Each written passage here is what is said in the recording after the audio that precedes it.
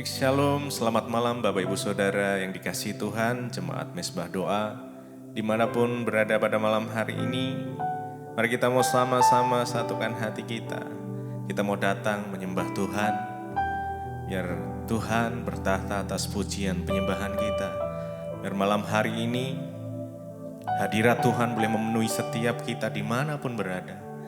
Mari kita sama-sama mau satukan hati kita berdoa. Tuhan Yesus, kami berdoa pada malam hari ini, biarlah hadirat-Mu Tuhan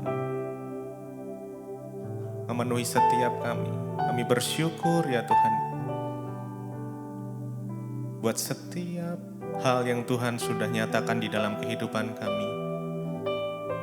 Penyertaan Tuhan yang sempurna, perlindungan Tuhan nyata, bahkan tuntunan Tuhan selalu baru setiap hari. Saat ini kami menyatukan hati kami. Kami bawa penyembahan kami Tuhan. Kiranya Tuhan menyucikan, menguduskan setiap kami. Agar supaya kami layak menghampiri tahta-Mu yang indah. Terima kasih Bapa. Terima kasih Tuhan. Terima kasih.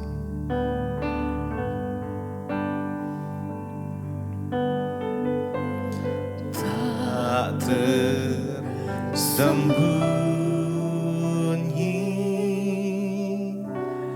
kuasa Allah, kalau lain ditolong, saya juga. Tangannya terbuka, menunggulah,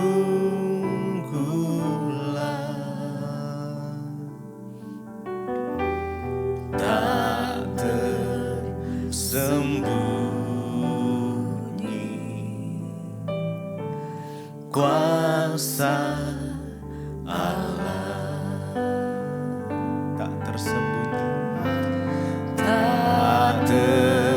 sembunyi kuasa Allah, kalau lain ditolong, saya juga.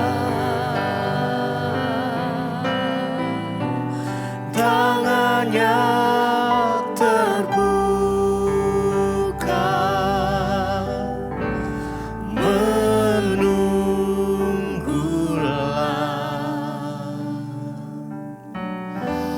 tak tersembunyi kuasa Allah, tak tersembunyi. Mari dengan segenap hati, Engkau yang mengalami pertolongan, kuasanya masih nyata sampai saat ini.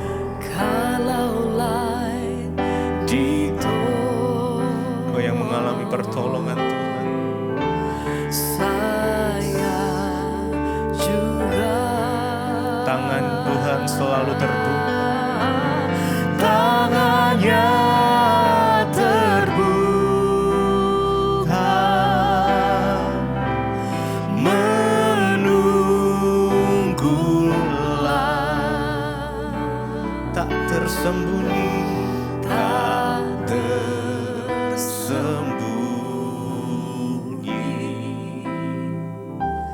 kuasa Allah.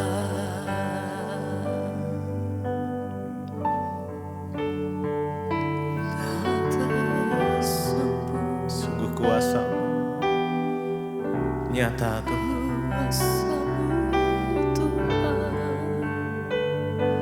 Mari Engkau yang mengalami pertolongan, demi pertolongan Tuhan. Naikkan ucapan syukur, penyembahan, mazmur. Terima kasih, terima kasih, terima kasih Tuhan. Kami bersyukur,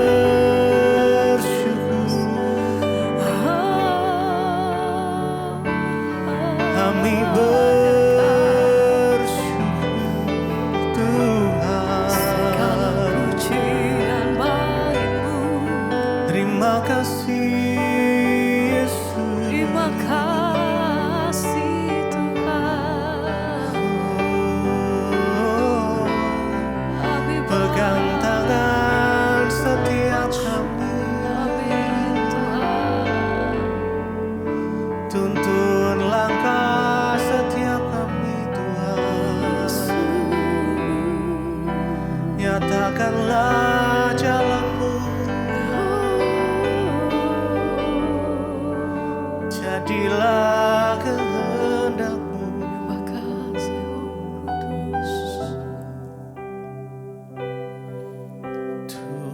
Tuhanlah yang membimbingku, tanganku dipegang teguh, hatiku berserah penuh, tanganku dipegang teguh.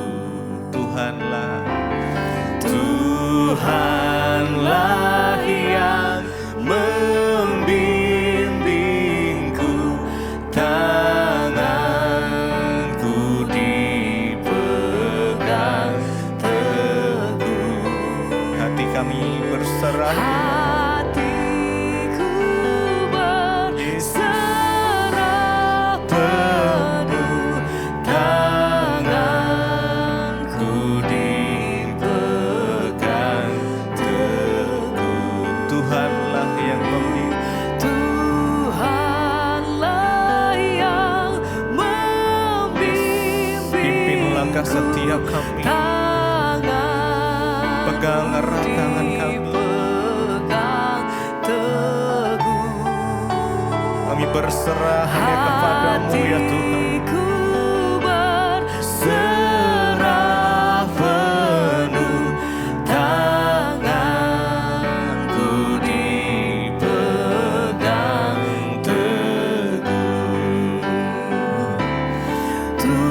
Tuhanlah yang membimbingku, tanganku dipegang teguh, hatiku berserah penuh, tanganku dipegang teguh.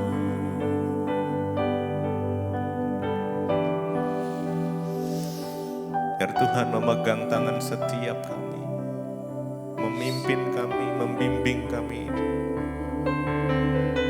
di dalam jalan-jalan-Nya Tuhan. Biar kami gak menyimpang ke kiri ataupun ke kanan Tuhan. Kami tetap fokus pada tujuan Tuhan. Terima kasih ya Tuhan. Terima kasih Yesus. Kami bersyukur menyembah, kami sembah menyembah Yesus. Tuhan. Kami sembah, kami sembah Yesus. Mengalir kuasa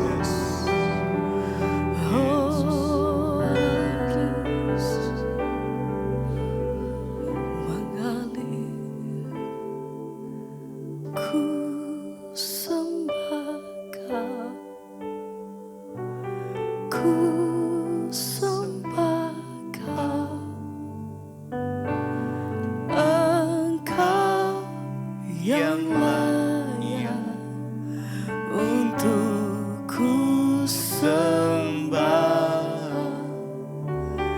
ku sembah Kau, sembah. sembah Kau. Malam hari ini dengan hati yang sungguh kami katakan, Engkau yang layak Tuhan, untuk ku sembah. ku Sembah Kau, ku sembah Kau. Engkau yang layak untuk ku sembah. Ku sembah Kau, ku sembah Kau. Engkau yang layak untuk ku sembah.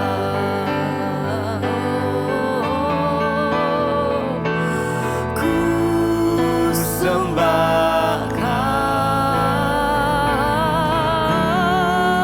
sembah segala pujian kami bagi.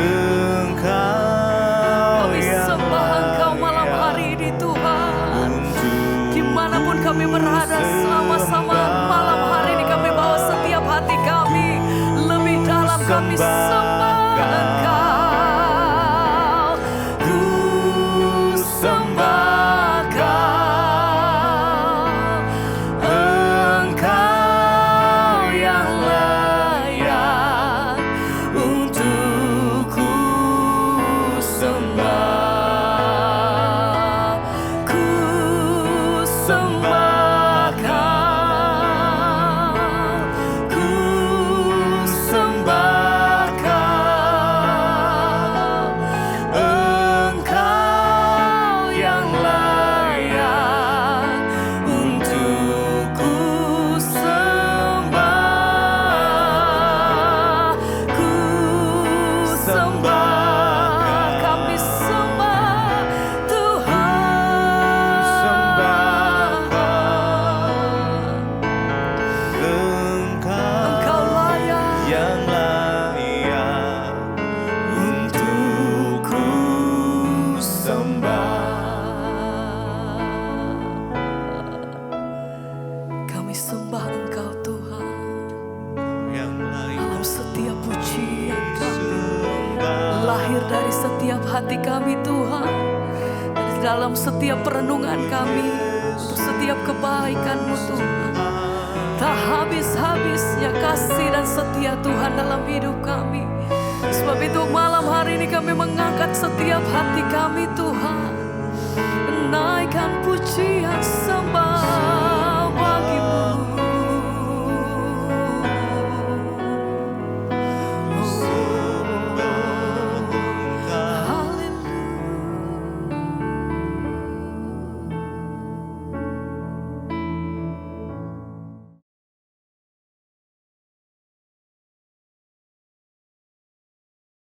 Halo Bapak Ibu yang terkasih, apa kabarnya?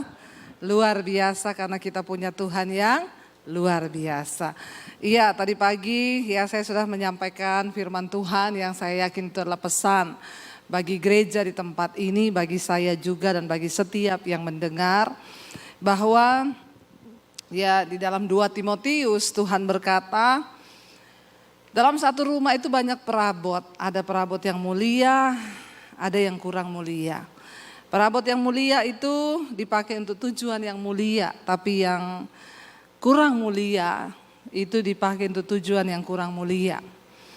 Dan materainya ialah, kata firman Tuhan, Allah mengenal siapa milik kepunyaannya.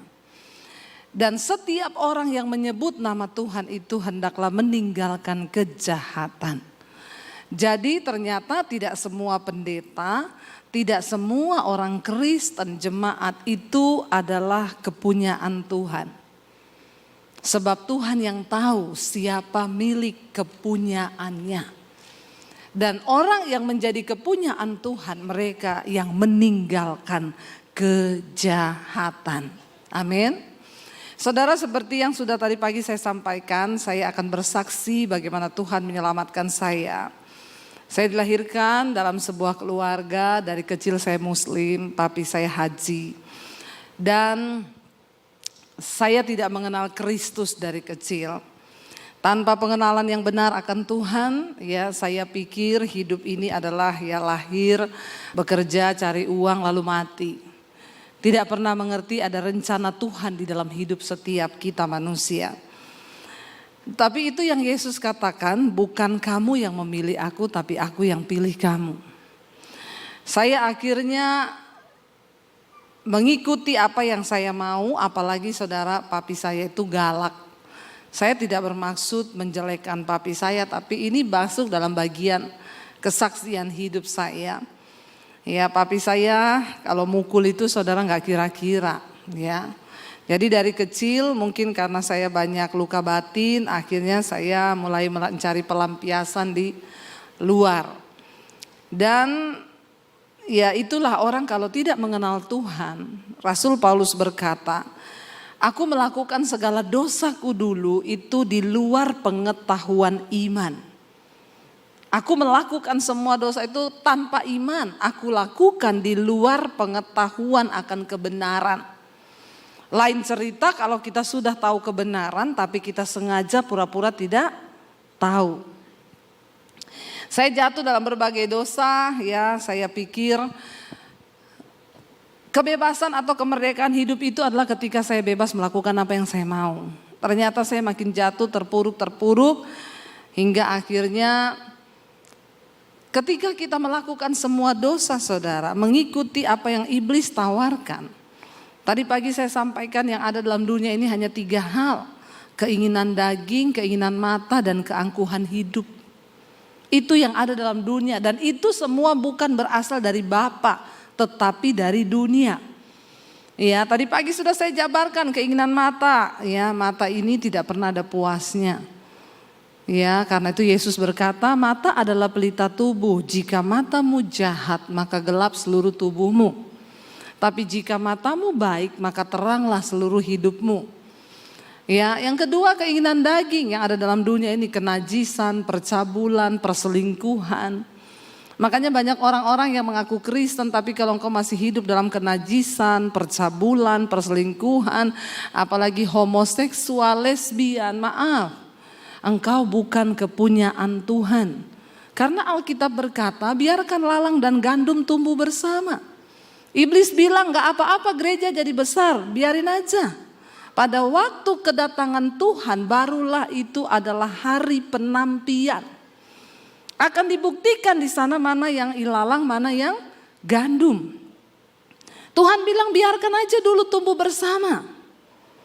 Ya, karena pada hari penampian nanti akan dibuktikan. Makanya Yesus berkata, bukan setiap orang yang berseru kepadaku Tuhan, Tuhan yang akan masuk dalam kerajaan Allah, tapi mereka yang melakukan kehendak Bapa. Yesus bilang pada akhir zaman nanti aku baru akan berterus terang kepadamu bahwa aku tidak mengenal engkau.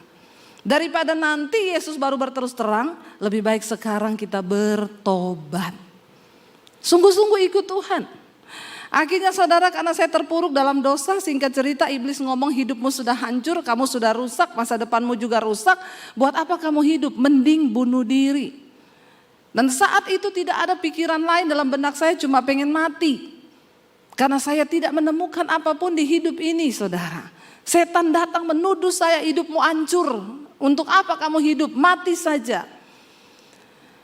Dan saya mulai mencari siapa Tuhan itu. Saya mulai bertanya, Tuhan, untuk apa engkau ciptakan aku di dunia ini? Kurang kerjaan banget kau Tuhan. Kenapa engkau ciptakan aku untuk berdosa? Kalau hari ini saya mati bunuh diri, saya tahu saya masuk neraka, terus Tuhan puas. Buat apa engkau ciptakan saya? Tanpa pengetahuan yang benar. Saya marah kepada Tuhan. Dan di luar sana saudara, ada begitu banyak orang yang sedang punya pertanyaan yang sama. Dan tugas kita lah untuk membawa mereka ke jalan yang benar. Tapi bagaimana mungkin Alkitab bilang engkau saja kalau ditinjau dari segi usia, harusnya kita ini semua sudah jadi pengajar. Tapi yang terjadi adalah apa saudara? Orang Kristen sekarang datang duduk pulang di gereja, tapi engkau tidak mampu menjadi pengajar. Bahkan asas-asas tentang kekristenan itu masih harus diajarkan. Masih banyak orang Kristen yang tanya saya, Bu, merokok itu dosa apa enggak, Bu? Di mana ayatnya, Bu? Saya bilang di pom bensin baca. Gede tulisannya dilarang merokok. Lu gak usah cari di Alkitab, tidak ada tulisan dilarang merokok. Tapi saya mau bilang, sedangkan di pom bensin saja kau tidak bisa masuk, apalagi di amin yang merokok. Tidak usah angkat tangan. Saya khotbah begini di Jakarta saudara, di satu mall. Tiba-tiba waktu pulang saya dikejar orang Ambon. Di mall, orang Ambon sangar saudara. Seng makan mati, makan seng juga mati. Dia kejar saya, dia bilang, Ibu pendeta. Saya bilang, kenapa ya Pak? Saya tadi ikut ibadah yang Ibu bawa firman tadi. Saya itu paling tidak suka kalau ada pendeta khotbah-khotbah soal rokok. Emangnya saya beli itu rokok pakai uangnya pendeta? Terus saya bilang, Bapak nih masalahnya apa ya? Tapi tadi itu Ibu bilang, sedangkan di pom bensin saja saya tidak bisa masuk, apalagi di sorga. Saya pikir-pikir itu Ibu betul juga itu. Ternyata seringkali kita nggak usah khotbah tinggi-tinggi bahasanya Pak. Ya karena jemaat itu lebih ngerti bahasa yang sehari-hari saja. Terus dia bilang, Ibu saya tadi dengar khotbah Ibu itu saya berniat mau berhenti merokok Ibu. Tapi sudah lama ini memang saya tidak bisa berhenti Ibu. Karena bagaimana ya Ibu ya. Ibu kasih saya tips Ibu. Atau Ibu tumpang tangan ke saya Ibu supaya saya berhenti merokok. Saya bilang Pak, itu adalah niat dari dalam diri. Biar saya tumpang kaki Bapak. Kalau memang Bapak tidak niat bertobat tidak bisa Pak. Terus bagaimana tipsnya Ibu? Nanti kalau Bapak berhenti 1-2 hari itu kan iblis bujuk lagi tuh. Nanti iblis Bapak lihat rokok kepengen ambil. Gak apa-apa ambil aja Pak. Ambil ya Ibu Debbie. Iya terus hidupin aja. Hidupin ya Ibu. Terus Bapak taruh di mulut tapi diputer. Apinya taruh di bibir. Bapak lakukan itu sehari 3 kali. Saya yakin Bapak berhenti merokok. Kenapa? Bibirmu melepuh. Tapi lebih baik begitu kan kena api rokok daripada kena api neraka. Kan Tuhan bilang kalau tanganmu membuat engkau berdosa, potong tanganmu. Lebih baik engkau masuk surga tanpa tangan daripada engkau utuh tapi masuk ke dalam neraka. Kalau kakimu membuat engkau berdosa, potong kakimu. Lebih baik engkau masuk surga tanpa kaki daripada engkau utuh masuk ke dalam neraka. Kalau orang yang tukang selingkuh saya nggak tahu apa yang disuruh potong. Bertobat. Betapa kudusnya Tuhan itu. Jangan bermain-main dengan dosa saudara. Amin. Dan makanya kita ini kalau nggak berubah-berubah saudara. Ya saya selalu berkata setan itu tidak pernah takut dengan gereja yang penuh. Jangan bangga dulu kalau gereja penuh. Ya buat tim PPW harus banyak berdoa. Supaya penyembahanmu itu naik menjadi dupa. Bukan gaya-gayaan. Kita penyembahan gak ada hadirat Tuhan buat apa? Apalagi kalau tim PPW-nya masih hidup dalam dosa. Ya, saudara apa yang membuat gereja berbeda dengan Holy Wings? Lo bener. Kita kalau cuma di gereja mau lompat-lompat saudara. Setan gak pernah takut engkau lompat-lompat di gereja. Saya kadang kalau lihat di gereja itu orang udah kayak kesetanan gak ada bedanya sama Holy Wings saudara. Apa yang membuat kita berbeda? Ada hadirat Tuhan. Dan ketika orang ketemu hadirat Tuhan, engkau pulang hidupmu berubah. Yang bersinah tidak bersinah lagi. Yang homo gak homo lagi. Yang selingkuh tidak selingkuh lagi. Yang kepahitan tidak kepahitan lagi. Dan hidupmu berdampak bagi kerajaan setan. Setan takut. Engkau juga berdampak bagi kerajaan Allah. Itu yang benar. Kita perlu berdoa hari-hari ini saudara. Setan gak takut, jemaat penuh. Makanya ada orang tanya sama saya, Bu, saya mau tanya sama ibu pelayanan di desa-desa ya? Iya sering. Kalau ibu pelayanan di desa, ada gak yang kerasukan? Banyak saya bilang. Kalau di kota ibu pelayanan di gereja besar pernah nggak ada jemaat yang kerasukan? Saya bilang hampir tidak ada. Nah itu kenapa Bu? Dulu pernah ada di Jakarta di gereja besar lagi puji-pujian ada bapak-bapak jatuh menggelepar. Saya lari langsung mau saya tengking. Tiba-tiba istrinya bilang jangan Bu, kenapa? Epilepsi. Padahal saya pikir kerasukan saudara, udah mau saya dalam nama Yesus, bahasa roh kan keluar kan. Istrinya bilang jangan Bu, kenapa? Epilepsi Bu. Oh, terus gimana sadarnya? Nanti sadar sendiri. Nah di gereja besar di Jakarta, di kota besar itu memang jarang ada yang kerasukan. Menjadi PR dia tanya kenapa ya Bu kalau di gereja besar tidak ada yang kerasukan. Saya juga bertanya saudara. Lalu Roh Kudus memberi saya pemahaman. Kenapa di gereja besar nggak ada yang kerasukan lagi? Karena setan sudah tidak bekerja di gereja besar. Setan itu cuma kontrol. Setan bilang lancar coy, lancar. Penuh, penuh. Kata setan gini, gak usah diganggu. Mereka aja kedagingannya udah lebih setan dari setan. Karena daging itu beda sama setan. Galatia pasal yang kelima saudara baca tentang kedagingan. Apa itu daging? Daging itu percabulan, kenajisan, hawa nafsu, nafsu jahat, iri hati, amarah, dendam, keserakahan, ya, perpecahan. Itu ada di dalam daging. Dan barang siapa hidup menurut daging, dia akan binasa, kata firman Tuhan. Ini bunyi alarm atau apa ya? Atau kedatangan Tuhan? Kalau Tuhan datang kita lagi di gereja, puji Tuhan, haleluya 12 kali ya saudara. Langsung masuk surga semua ini. Karena gak ada yang lagi bersinah, gak ada yang selingkuh ya kan. Wah langsung berdoa lah supaya kedatangan Tuhan kita lagi di gereja. Iya dan ini bunyi apa? Gak apa-apa kan? Tapi saudara terganggu gak? Karena orang itu kadang kepo. Ada bunyi gitu. Ya. Yang pasti bukan dari HP saya. Ini HP saya sudah saya silent. Saya mode terbang pesawat. Supaya tidak mengganggu ya. Saudara. Jadi ketika kita itu mengenal Tuhan Yesus. Hidup tuh harus berubah. Ya, setan bilang gak usah diganggu orang di gereja. Kenapa? Orang kedagingannya lebih gila dari setan. Ya, dan kalau kita tidak berubah, maka ya hidup kita nih gak ada dampak apa-apa saudara. Bukan soal berapa rajinnya kita ke gereja, berapa hebatnya saya pelayanan, bukan. Tapi tadi pagi saya sudah sampaikan Tuhan berkata, aku tahu siapa milik kepunyaanku. Dan Yesus bilang aku akan berterus terang ketika aku datang kali yang kedua. Aku akan berterus terang. Ngeri itu. Kalau Tuhan berterus terang baru ternyata kita udah pede selama ini kita melayani. Sorry aja tidak semua orang Kristen memperoleh janji Tuhan. Kalau kita belajar dari kisahnya bangsa Israel. Mereka dipanggil keluar tapi ternyata tidak semua bisa masuk ke tanah perjanjian. Perjalanan yang harusnya ditempuh 11 hari jadi 40 tahun.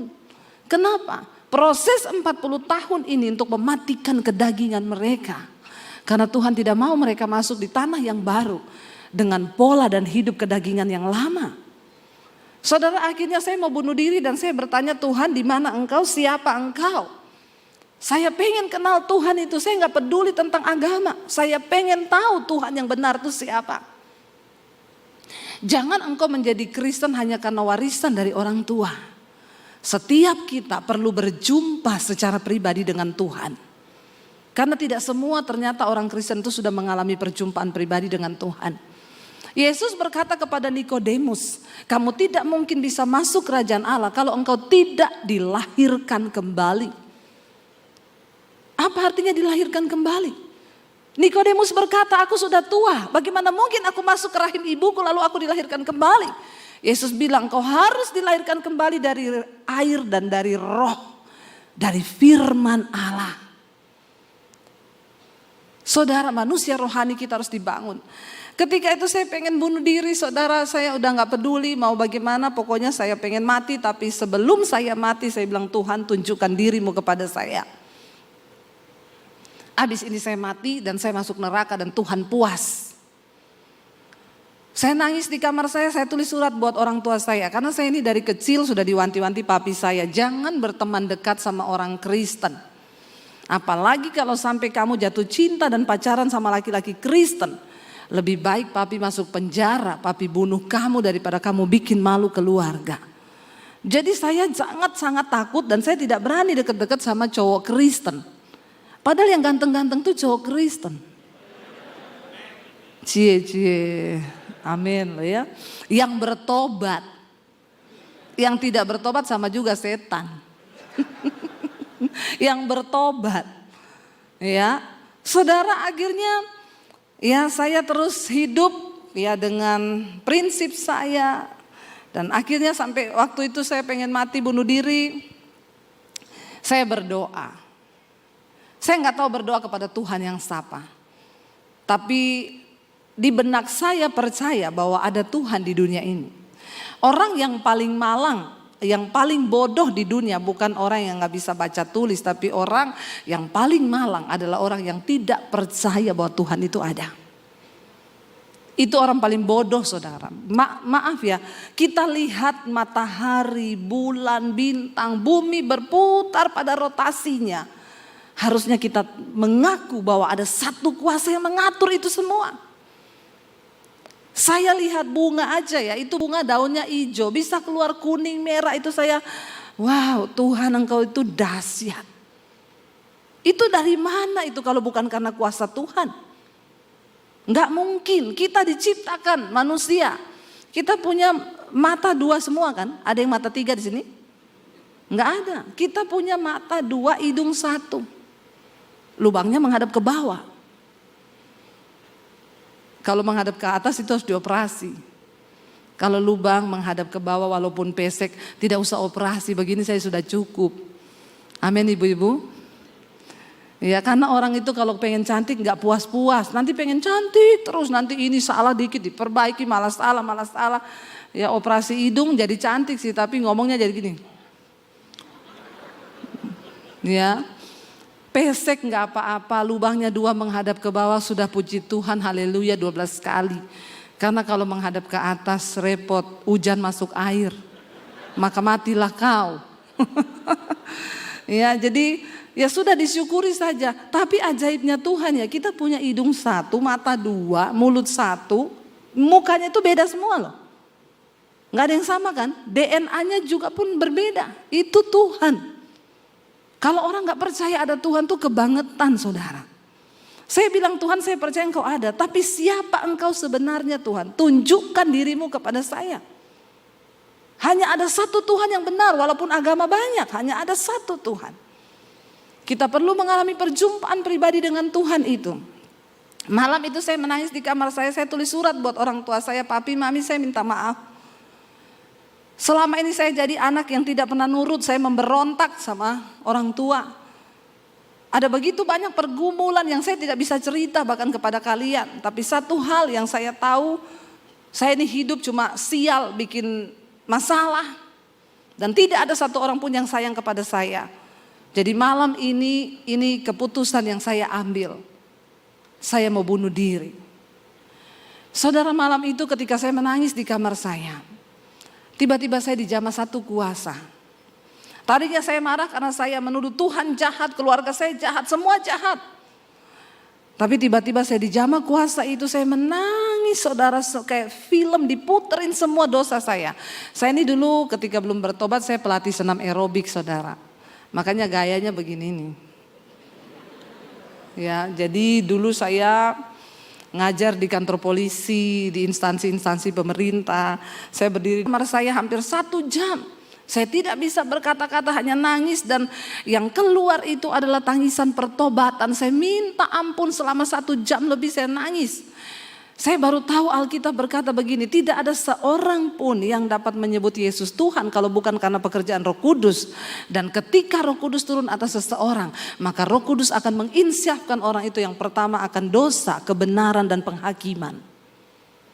Saya dijamah Roh Kudus malam itu, saya nangis saudara. Tiba-tiba di dalam tangisan saya itu, saya menyebut Yesus. Terus mulut saya tidak bisa berhenti, Yesus, Yesus, Yesus.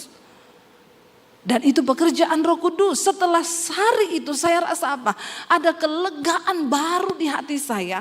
Ada sesuatu yang baru, saya gak ada pikiran lagi mati bunuh diri. Yang ada di benak saya cuma apa? Aku pengen kenal siapa Yesus itu. Saya datang ke gereja pakai baju senam. Dari rumah saya minta izin pakai baju senam, sampai di gereja saya ke toilet ganti baju, saya ikut ibadah. Saya ketemu orang gereja, saya bilang saya bukan orang Kristen, tapi saya pengen tahu siapa Tuhan Yesus itu. Oh iya Bu, nanti setelah ibadah kita ketemu ya. Saya dikasih Alkitab. Saya pulang, saya baca Alkitab saudara.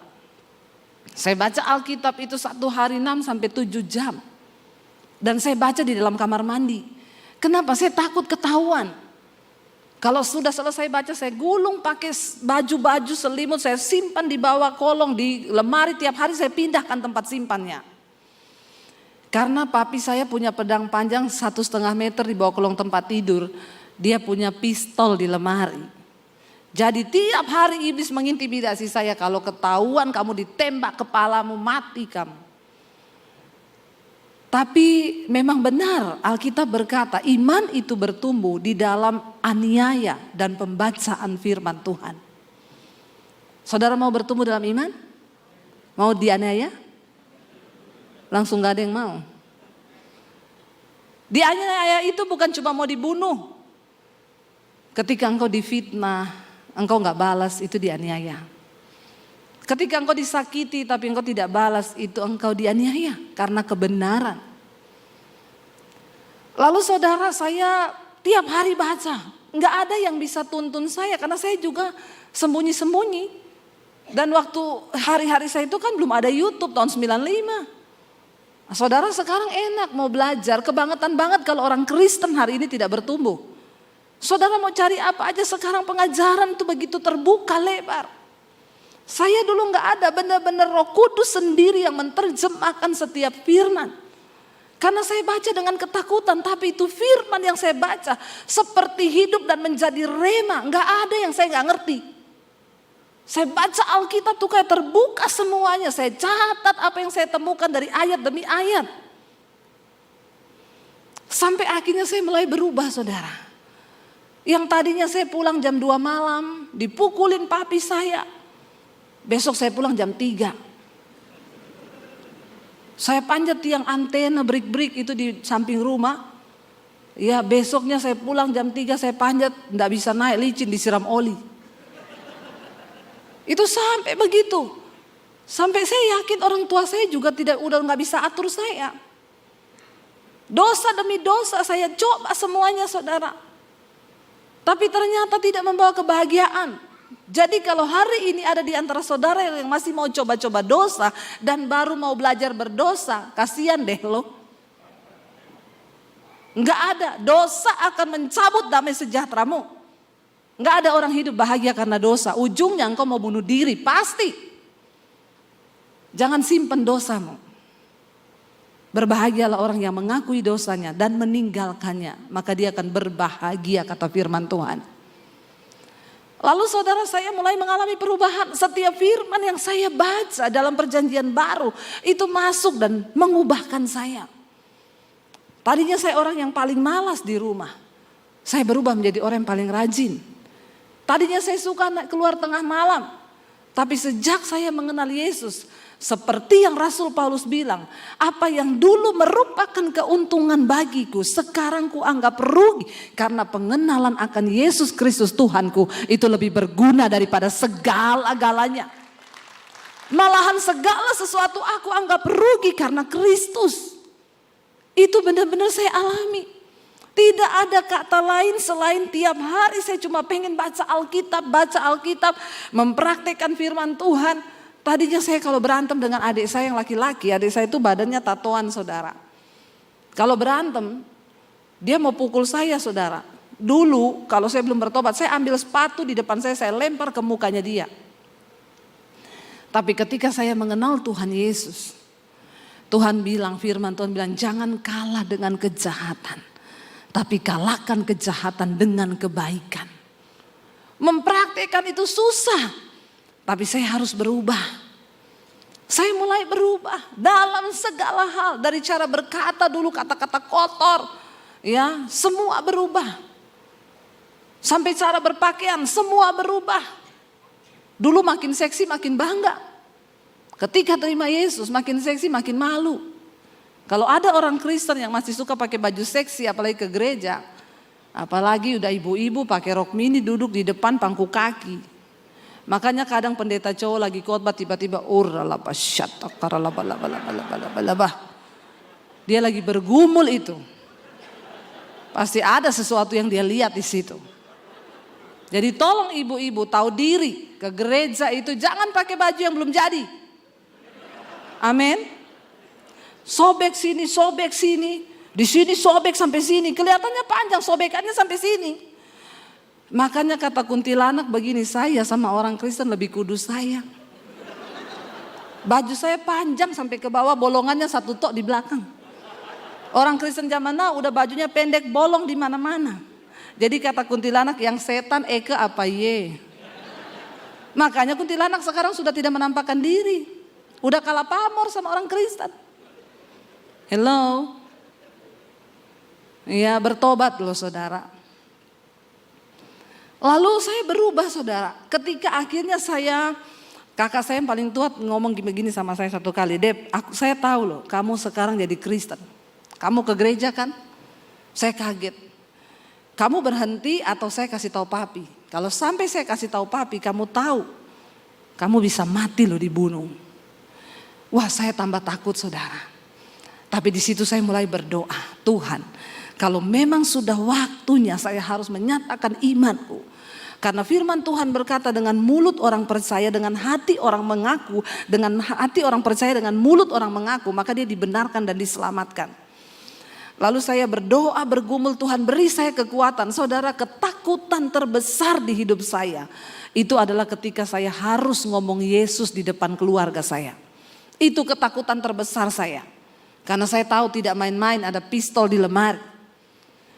Tapi akhirnya Tuhan kasih saya kekuatan. Saya doa puasa saudara. Doa puasa saya untuk minta kekuatan. Cuma ngomong 1 tok Tuhan. Ngomong di depan keluarga saya bahwa saya sudah terima Yesus. Akhirnya satu kali saya bergumul. Ada doa puasa di gereja. Saya bilang ini waktunya saya harus ngomong ke papi saya. Saya mau masuk ke papi saya belok ke kamar mandi. Di kamar mandi saya doa. Dalam nama Yesus. Roh intimidasinya kencang sekali. Lalu saya ikuti papi saya dari belakang, saya belok lagi ke dapur. Waduh, saudara bergumul, akhirnya saya tengking, saya dikuatkan dengan 1 ayat firman Tuhan. Roh Allah yang ada padamu itu lebih besar dari segala roh yang ada dalam dunia ini. Kenapa kamu takut kepada manusia yang memang akan mati? Lalu saya masuk ke kamar papi saya bilang, Pap saya mau minta izin. Dia sambil cari-cari apa di lemari, mau kemana? Mau ke gereja. Tiba-tiba dia terhenti saudara. Lalu dia melihat kepada saya. Kata-kata pertama dia bilang, kamu sudah gila. Terus dia bilang gini, oh ini penyebabnya ternyata. Makanya akhir-akhir ini papi lihat kamu jadi aneh. Dan memang setiap orang yang berjumpa secara pribadi dengan Tuhan Yesus akan jadi. Pertanyaan saya, sudah anehkah saudara? Sudah aneh apa belum? Anehnya itu gimana? Dulu merokok, sekarang tidak merokok. Dulu judi, sekarang gak judi. Dulu suka maki-maki, sekarang gak maki-maki. Dulu suami istri ribut, berantem terus, sekarang gak pernah ribut. Dulu bersungut-sungut, sekarang nyanyi-nyanyi terus. Dulu tukang keluar malam dugem, sekarang betah di rumah baca Alkitab. Sudah seperti itu? Jawab sendiri di dalam hati. Papi saya bilang, oh ini penyebabnya. Makanya papi perhatikan kamu jadi aneh. Dulu malas, sekarang rajin. Aneh gak? Tapi kan harusnya dia bisa melihat perubahan hidup saya. Kenapa saya bisa jadi baik? Yesus berkata engkau itu suratan Kristus yang terbuka. Dan hidupmu harus bisa dibaca oleh semua orang. Karena Yesus sekarang tidak hadir secara fisik. Tapi dunia akan melihat kita sebagai murid-muridnya. Amin saudara. Lalu saudara papi saya bilang, oh ini penyebabnya.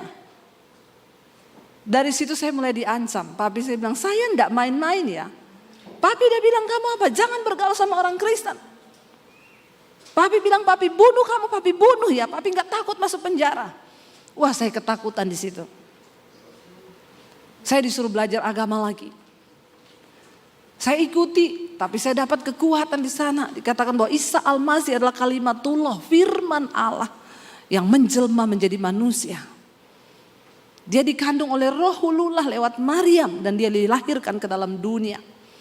Saya mendapat kekuatan, saya catat di buku harian saya, buku itu ditemukan kakak saya. Diserahkan ke papi saya dipanggil. Papi enggak suruh cari kamu kelemahan. Papi bunuh kamu. Dari situ saya mulai bergumul. Saya doa puasa, setiap hari nangis. Kalau lewat berpapasan di rumah, papi saya bilang, setan, iblis kamu. Saya tidak boleh duduk makan di meja makan. Saya disuruh makan di belakang. Setiap hari air mata saya menangis. Apa yang menjadi kekuatan? Firman Tuhan. Yesus berkata, ada saatnya nanti orang serumahmu akan membenci engkau karena namaku.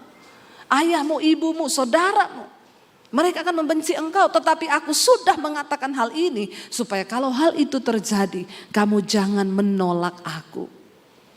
Dan akhirnya saudara saya terus dikuatkan sampai akhirnya tahun 96. Saya berdoa, Tuhan, sampai kapan saya hidup seperti ini? Nyatakan kehendakmu buat saya, jamah hati papi saya. Desember akhir 96 saya dipanggil papi saya, dia tanya, papi tahu kamu gak berubah. Jadi hari ini papi kasih kamu pilihan. Kamu mau ikut siapa?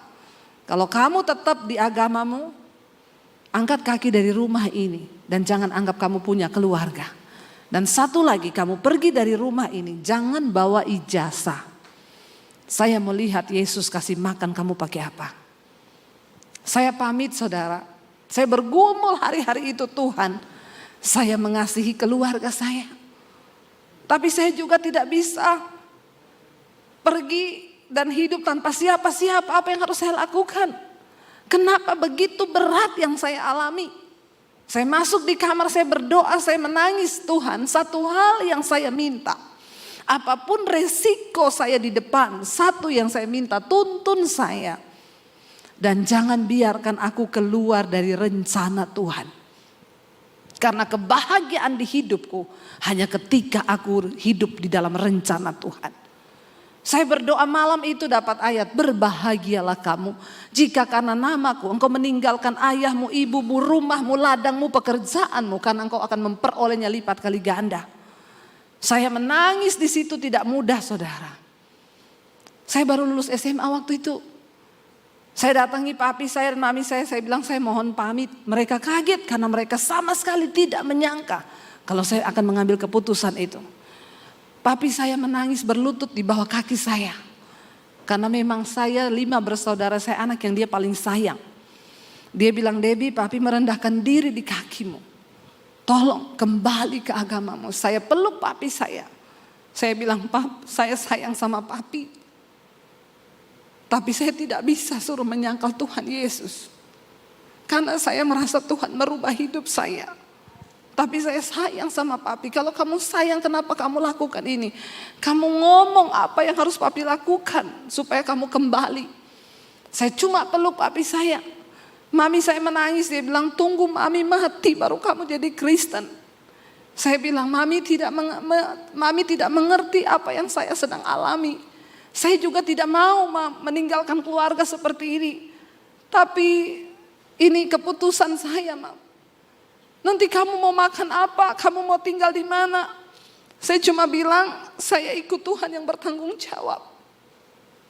Dari kota Poso, saya tinggalkan keluarga, cuma bawa beberapa pakaian. Saya menuju ke kota Palu. 7 jam perjalanan. Sampai di kota Palu, saya cari sepupu saya.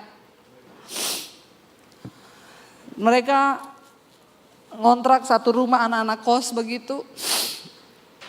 Saya numpang di situ. Dan untuk bisa dapat makan, kalau anak kos sudah berangkat kuliah, saya cuci baju anak-anak kos, saya nyapu, saya nyetrika, saya masak. Kadang saya lagi cuci pakaian, iblis datang ngomong goblok, ikut Yesus jadi pembantu. Pulang ke keluargamu, tinggalkan Yesusmu itu. Ngapain kamu menderita? Tapi saya baca Alkitab, Tuhan bilang, berbahagia jika engkau menderita karena kebenaran. Karena roh kemuliaan itu ada padamu. Dan engkau dipanggil bukan hanya untuk percaya kepada Kristus, tapi untuk menderita bagi Dia. Karena jika engkau menderita karena kebenaran, itu adalah kasih karunia kepada Allah. Saya jalani proses itu 1 tahun di kota Palu. Saya pernah merasakan hidup tanpa uang 1 sen pun. Saya pernah merasakan hidup tanpa ada 1 orang pun yang bisa saya jadikan sandaran untuk hidup saya. Tapi saya bilang, Tuhan, engkau sudah mengubah hidupku dan itu cukup. Akhirnya saya masuk sekolah Alkitab di Makassar. Itu yang tanpa gelar karena saya tidak punya ijazah. Dan saya diutus pelayanan ke Solo. Dan di Solo saya berjumpa dengan Arjuno dari kota Solo. Laki-laki terganteng di Solo. Dan kami menikah. Waktu saya menikah, saya telepon papi saya. Saya bilang, Pap, ini Debbie, saya mau minta doa restu. Debbie siapa? Debbie Basir, anaknya papi. Dulu saya pernah punya anak nama Debbie, tapi dia sudah mati. Jadi kamu mau nikah atau mau dikubur, jangan pernah kabari ke sini lagi, karena sampai di akhirat kita tidak ketemu. Saya cuma meneteskan air mata dan akhirnya saya menikah dengan suami saya. Dan saya diproses, Tuhan berakar ke dalam, terus berakar. Tidak ada yang melihat, saudara. Enggak ada 1 orang pun yang melihat ketika kita sedang diproses berakar. Tidak ada yang tahu. Tapi itu yang terbaik. Karena bangunan kekristenan itu kuat atau tidaknya, itu tergantung dari akar kita. Kenapa pohon korma itu menjadi pohon yang menjadi perumpamaan di Alkitab? Karena korma itu kalau ditanam, dia nggak langsung bertunas ke atas. Ditekan pakai batu besar, dia akarnya ke dalam mencari air di padang gurun. Membutuhkan waktu yang lama, tidak langsung ke atas. Tapi orang Kristen zaman sekarang pengennya cepat, langsung ke atas. Kenapa kita perlu berakar di dalam Kristus? Supaya bangunan kekristenanmu itu teguh. Saya pernah melewati yang sepahit itu. Karena itu tidak ada satupun yang bisa lagi membuat saya jauh dari Tuhan. Saya baru mengerti Rasul Paulus berkata, tidak ada satupun yang bisa pisahkan aku dari kasih Kristus. Apakah itu kelaparan, ketelanjangan, ataupun aniaya. Tidak ada satupun. Karena aku sudah mengalami Kristus. Kenapa kita perlu punya pengalaman pribadi berjumpa dengan Yesus? Supaya engkau kuat menjalani hidup kekristenan. Karena ikut Yesus itu tidak enak. Enggak enak ikut Yesus itu. Siapa yang bilang ikut Yesus itu enak, saudara? Kalau engkau berkata enak, berarti engkau belum sungguh-sungguh melakukan firman. Kalau engkau belajar sungguh-sungguh melakukan firman, ikut Yesus itu tidak enak, penuh dengan air mata. Tapi itulah proses. Sebab Tuhan lebih tertarik mengubah karaktermu ketimbang menjawab semua persoalan-persoalan di hidupmu. Kalau karakter kita belum berubah, buat apa Tuhan jawab masalahmu? Biar Tuhan ubahkan kita dulu. Ini waktunya sudah habis, Pak. Kita tambah sebentar ya, Pak ya. Karena ini baru pembukaan, Pak. Belum khotbah loh ini. Baru pembukaan udah habis waktu. Saudara, sampai hari ini saya tidak pernah melihat Tuhan meninggalkan saya. Saya ikut Tuhan dari tahun 95. Penderitaan, air mata, difitnah, direndahkan, dihancurkan. Tapi saya tahu itu adalah proses berakar. Yang sedang Tuhan izinkan supaya bangunan iman saya itu kokoh. Jadi sekarang kalau cuma saya difitnah, kecil. Udah gak ada yang bisa merampas damai sejahtera saya. Saya pernah melewati yang lebih berat daripada itu. Ketika saya difitnah, ketika direndahkan, terima kasih Tuhan. Aku berbuat satu lagi kasih karunia buat engkau. Saudara, waktu engkau diproses, bersyukur loh. Karena tidak semua orang diproses karena kebenaran. Kalau engkau dipenjara karena engkau berbuat dosa, itu memang seperti itu. Tapi kalau engkau dihina, difitnah, disalahkan padahal engkau tidak salah, itu adalah kasih karunia kepada Tuhan, Alkitab bilang. Bersyukur. Ubah cara pandang kita hari-hari ini. Biar engkau berani berkata, ini aku Tuhan. Ubah aku, bentuk aku. Sekalipun itu sakit. Kenapa saudara? Karena kita sedang mempertaruhkan nilai kekekalan di dalam hidup ini. Dan sekarang waktunya kita memperjuangkan itu. Bukan nanti sudah mati. Karena itu Rasul Paulus bisa berkata, bagiku hidup adalah Kristus, mati itu sebuah keuntungan. Orang yang sudah sungguh-sungguh ikut Yesus, dia berkata, mati itu keuntungan. Jadi saudara tidak usah terlalu takut mati. Amin. Enggak usah terlalu takut mati. Itu pesan saya di dalam masa pandemi yang selalu saya sampaikan lewat khotbah-khotbah saya di doa malam. Dan ternyata memang pandemi itu yang banyak orang mati terbunuh bukan cuma karena virus tapi karena ketakutan. Banyak sekali orang ketakutan. Ternyata banyak yang masih takut mati. Kita tidak boleh mencobai Tuhan. Tapi jangan engkau menggeser imanmu. Saya selalu berkata, penyebab orang mati saudara. Saya berkata selalu begini, mati hidup kita bukan di tangan corona tapi di tangan Tuhan. Amin. Kalau belum waktunya mati, tidak akan mati. Saya ini udah berkali-kali kena corona, semua varian saya coba. Loh benar saudara, karena saya berdoa. Hari-hari itu semua ketakutan, semua bersembunyi. Ketika lockdown pertama kali dibuka di Jakarta, mereka bilang, Ibu, kami sudah masuk kantor Bu. Tidak ada pendeta yang berani khotbah di kantor. Ibu mau datang gak? Teman-teman saya pendeta bilang, Bu Debbie hati-hati. Pendeta banyak sekali yang mati. Saya bilang, saya doa dulu tanya Tuhan ya.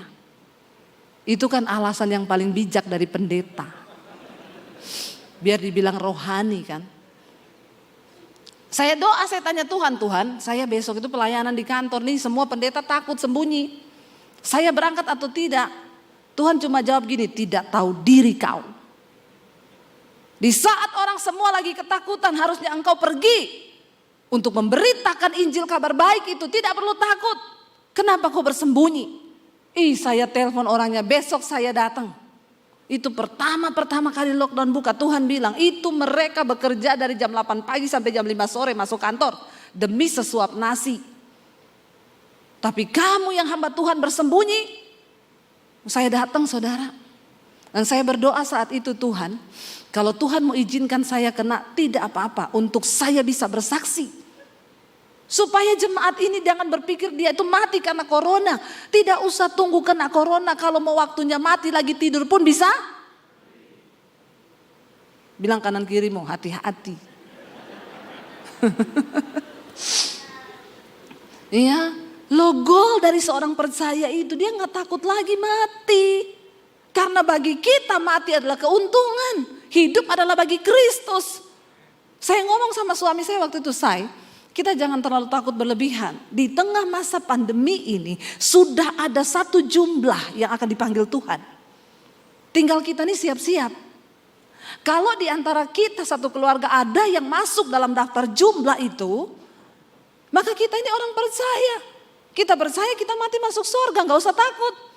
Tapi kalau di antara kita tidak ada yang masuk jumlah itu, Tuhan izinkan kita kena, gak ada yang mati. Saya yang pertama kena. Yang delta itu saya kena dengan suami terjangkit dari ipar saya di Solo. Dia umur 48 tahun meninggal kena delta. Dan di saat itu delta baru merebak di Indonesia. Waktu ipar saya ini meninggal umur 48 tahun, tidak ada komorbid, sehat. Hanya 1 minggu lewat mati. Ketika dia meninggal, saya pas lagi ada di Solo. Kita semua bilang nggak usah ke rumahnya. Dia langsung dari rumah sakit dikuburkan ke pemakaman. Tapi anak istrinya semua di rumah itu positif kena delta. Kita dapat telepon, kakak ipar saya itu nangis guling-guling di jalan. Tidak ada satupun tetangga yang berani datang, semua hanya intip lewat horden. Karena saat itu ketakutan begitu luar biasa. Saya bilang sama suami saya, kita gak bisa begini, kita harus datang ke rumahnya. Kita beri dia kekuatan, kita kasih dia penghiburan. Tuhan tahu bukan niat kita untuk mencobai Tuhan. Suami saya agak takut, dia bilang saya tunggu di pagar, kau yang masuk. Dalam hati saya, kalau saya kena corona, kan ini virus, 1 orang bertobat, seisi rumah diselamatkan kan. 1 orang kejangkit, ini virus alkitabiah banget kan. 1 orang terjangkit, seisi rumah terjangkit kan. Jadi saya tuh datang, kakaknya peluk saya, menangis, saudara di sini. Saya doa dalam nama Yesus, dalam nama Yesus.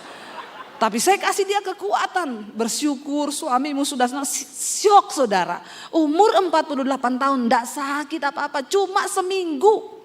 Di grup itu masih ngomong, saya kena corona doakan ya. Gini. Besoknya gini, agak sesek, makan mas, makan. Enggak nafsu, harus dipaksa. Hari ketiga masih bercanda. 5 hari, 6 hari sesek, 7 meninggal. Ngeri, kita takut semua. Kami pulang dari Solo sampai di Jakarta, suami saya demam. Demam gak bisa makan, muntah-muntah. Kakak ipar saya telepon, cepat PCR, kami 1 keluarga di Solo sudah positif. Kita pergi periksa, benar kami berdua positif. Karena anak-anak gak ikut ke Solo. Baru kali itu saya lihat suami saya udah mau mati saudara. Tidak berdaya, pegang HP aja gak bisa. Tiap berapa menit muntah gak bisa makan apa-apa. Saya bilang sama suami saya jangan sampai ke rumah sakit ya saya. Jangan sampai sesak napas, kamu ke rumah sakit mati kau saya. Bukan apa-apa, gak ada yang urus kan. Gak ada yang kasih makan, gak ada yang kasih minum. Bener ya. Terus saudara akhirnya saya juga kena itu. Ya. Dia gak bisa makan apa-apa, saya cuma ingat dia suka pisang, saya kasih pisang gak muntah, lumayan bisa makan 1 pisang. Malamnya saya habis mesbah doa, sesak napas saudara saya bunyi gini. Sudah keringetan saya ditambah, dan kita itu waktu itu kena karena intimidasi iblis. Kakak saya nih baru di depan mata bener-bener nih. Bunyi napas saya begitu, setan bilang malam ini kamu sesek, besok dibawa ke rumah sakit, 3 hari kamu mati. Takut saya, pendeta juga manusia. Punya rasa, punya hati, jangan samakan dengan pisau belati. Saya duduk di studio saudara, saya sudah ingat siapa teman yang mau saya telepon. Karena banyak yang ngomong, Bu kalau butuh rumah sakit ngomong ya, nanti saya kasih rumah sakit. Lagi saya ingat begitu, Roh Kudus ngomong gini, kenapa kamu mengandalkan manusia? Kamu tuh hamba Tuhan. Angkat imanmu, angkat perjamuan kudus. Saya bilang ke suami, Tuhan suruh saya perjamuan kudus. Suami saya bilang, saya juga dapat sama. Ayo kita sama-sama perjamuan kudus. Kita perjamuan kudus malam itu di kamar. Habis perjamuan kudus, napas saya langsung lega. Jam 2 malam saya batuk pengen muntah, saya lari ke kamar mandi. Saya muntah saudara, itu riak semua keluar. Besoknya saya sembuh. Itu loh Tuhan. Akhirnya itu kita awal-awal delta itu Mei. Setelah akhir Mei itu Juni merebak itu delta, rumah sakit penuh orang sampai di tenda-tenda. Saya bersaksi lah di mesbah doa tentang perjamuan kudus. Dan semua jemaat Mesbah Doa yang tidak kebagian rumah sakit, mereka kena. Ada satu yang bersaksi, Bu, suami saya udah delek-delek, napasnya tinggal satu-satu. Udah panggil istrinya gini, asuransi di bawah situ ada, terus sertifikat rumah, ya ini nanti kekayaan kita, ini bener. Istrinya ngomong, cari oksigen gak ada, semua gak ada. Istrinya bilang gini, Pak, Bu Debi kan di Mesbah Doa bersaksi, mereka perjamuan kudus, Papa masih bisa kuat gak kita perjamuan ya? Dia mengangguk, mereka perjamuan saudara. Malam itu seperti yang saya alami, dia muntah keluar semua riaknya, itu kan yang setengah mati ngeluarin riak kan. Dari situ semua jemaat Mesbah Doa itu bersaksi tentang bagaimana kuasa perjamuan kudus di tengah masa pandemi. Dan saya baru melihat di situ saudara, benar. Ingat saya berkata, hidup mati kita bukan di tangan corona, tapi di tangan Tuhan. Amin saudara. Di tangan Tuhan, jangan geser imanmu. Jangan terlalu takut, gak usah dibesar-besarkan. Ya, karena Tuhan lebih besar pegang kendali atas hidup kita. Tapi orang Kristen itu alay lebay kalau nyanyi di gereja. Walau 1000 rebah di sisiku, kau tetaplah Allah penolongku. Walau 10.000 rebah di kananku. Pret. Baru satu aja yang mati, udah ketakutan. Tapi kalau nyanyi alay lebay. Makanya setan bilang biarin aja. Alay itu alay. Ya, terus kalau doa udah iya, kami percaya Tuhan, engkau yang sanggup, engkau yang ini. Makanya saya bilang tidak semudah engkau ngomong firman itu. Engkau harus mengalami Tuhan. Engkau harus mengalami kuasanya. Sehingga engkau punya iman yang kuat dan berkata, aku percaya Tuhan. Sudah lebih 14 menit. Mau dilanjutkan? Anda puas, saya lemes. Karena saya besok subuh harus terbang ke Makassar. Dari Makassar saya ke Morowali. Dari Morowali saya ke Tentena. Ada seminar hamba-hamba Tuhan di desa. Itu adalah pelayanan kami setiap bulan. Kami kumpulkan pendeta-pendeta desa untuk menguatkan mereka. Karena ternyata banyak hamba Tuhan yang sudah mulai loyo dan tidak punya iman lagi saudara. Dan saya bilang, Tuhan selama aku masih hidup. Capek saudara, capek. Dan ini adalah proyek menabur dari kami. Tidak dapat PK. Kami keluar uang untuk pendeta-pendeta di desa. Tapi saya utang nyawa sama Tuhan. Kita semua utang nyawa sama Tuhan. Dan kita harus melakukan saudara. Selama saya bilang masih siang. Yesus berkata, bekerjalah selama hari masih siang. Apakah hidup kita ini sudah berdampak? Apakah kita hidup ini sudah melakukan sesuatu untuk pekerjaan kerajaan Allah? Atau kita cuma hidup sibuk bagi diri kita sendiri? Alay lebay dengan masalah-masalah yang kita hadapi. Dan kita gak pernah lihat kebutuhan orang banyak. Masih banyak orang yang lebih susah dari kita. Kita baca satu ayat biar ini dikatakan khotbah. Kalau tidak ayat belum sah saudara ya. Kolose pasal yang kedua ayat yang pertama, ayat yang ke-6. Kolose 2 ayat yang ke-6. Sampai ayat yang ke-12. Ayat yang ke-6 sampai ayat 12. Kolose pasal yang kedua. Kita baca ayat 6 sampai ayat 12. Baca bersama. 1, 2, 3. Kamu telah menerima Kristus Yesus Tuhan kita. Karena itu apa? Hendaklah hidupmu tetap di dalam Dia. Hendaklah kamu berakar di dalam Dia. Dan dibangun di atas Dia. Hendaklah kamu bertambah teguh dalam iman yang telah diajarkan kepadamu. Dan hendaklah hatimu melimpah dengan syukur.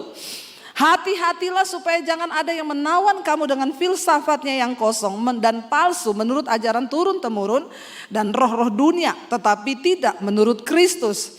Sebab dalam Dialah berdiam secara jasmania seluruh kepenuhan kealahan, dan kamu telah dipenuhi di dalam Dia. Dialah kepala semua pemerintah dan penguasa. Dalam Dia kamu telah disunat bukan dengan sunat yang dilakukan oleh manusia, tetapi dengan sunat Kristus yang terdiri dari penanggalan akan tubuh yang berdosa. Karena dengan Dia kamu dikuburkan dalam baptisan, dan di dalam Dia kamu turut dibangkitkan juga oleh kepercayaanmu kepada kerja kuasa Allah yang telah membangkitkan Dia dari antara orang mati. Saudara, kita sudah berada di dalam Yesus. Menjadi Kristen saja tidak cukup. Tapi saya undang para imam musik maju ke depan. Menjadi Kristen saja tidak cukup, tapi kita harus berakar di dalam Dia. Dibangun di atas Dia. Jalani setiap proses hidup kita, biarlah akar kita makin kuat ke dalam. Kita mau angkat pujian, ku tahu hidupku adalah penyembahan Tuhan. Bukan hanya nyanyian yang kami naikkan kepadamu, tapi sikap hidup yang bertobat itu penyembahan kita. Bukan hanya pujian yang keluar dari mulut, tapi pertobatanmu itu yang Tuhan nantikan. Mari kita hidup sungguh-sungguh bertobat, karena dengan pertobatanmu engkau akan berdampak bagi kerajaan Allah, dan engkau juga berdampak bagi kerajaan setan. Setan gemetar kepada orang-orang yang melakukan firman. Mari bangkit berdiri. Katakan di hadapan Tuhan, ku tahu hidupku adalah penyembahan. Kau ciptakanku dalam kemuliaan-Mu. Kami tahu Tuhan, ini hidup kami. Ku tahu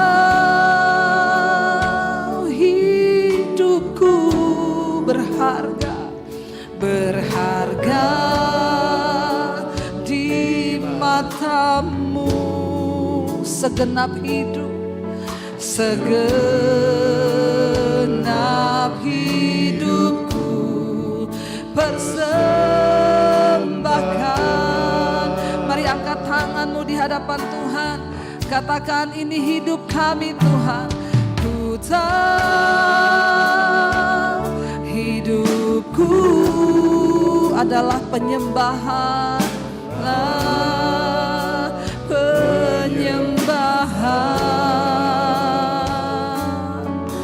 Kau ciptakanku dalam kemuliaan-Mu. Kami tahu hidup kami berharga di mata-Mu Tuhan. Ku tahu hidupku berharga di mata-Mu. Segenap hidupku persembahkan. Biar musik saja, mari kita tundukkan kepala di hadirat Tuhan. Katakan, Tuhan, kami tahu hidup kami adalah penyembahan kami. Engkau lebih tertarik kepada hidup yang diubahkan. Engkau lebih tertarik kepada pertobatan kami ketimbang yang lainnya. Ajar kami mempersembahkan hidup, membayar setiap harga yang harus kami bayar. Hamba sudah melihat bagaimana pemeliharaan-Mu Tuhan. Bahkan Engkau tidak pernah meninggalkan hamba-Mu. Biarlah umat-Mu, jemaat-Mu, gereja-Mu juga mengalami hal yang sama. Bahwa kami berjumpa secara pribadi dengan Tuhan. Kalau hari ini ada di antara anak-anak-Mu yang sedang diproses berakar ke bawah, beri mereka kekuatan sampai mereka keluar sebagai pemenang, bahkan lebih dari pemenang. Mari buka hati dan tanganmu saudara ini untuk menerima berkat Tuhan. Diberkati engkau dalam hidupmu, diberkati rumah tanggamu, diberkati pekerjaanmu, diberkati keuanganmu. Dan engkau akan menjadi berkat bagi banyak orang. Terimalah kiranya berkat dari Allah Bapa, cinta kasih Tuhan Yesus Kristus, penyertaan Allah Roh Kudus melimpah atas hidupmu mulai malam ini. Bahkan sampai kali yang kedua Tuhan Yesus datang kembali menjemput kita. Nama kita tercatat dalam kitab kehidupan. Dalam nama Tuhan Yesus yang percaya diberkati Tuhan, katakan bersama amin, amin, amin.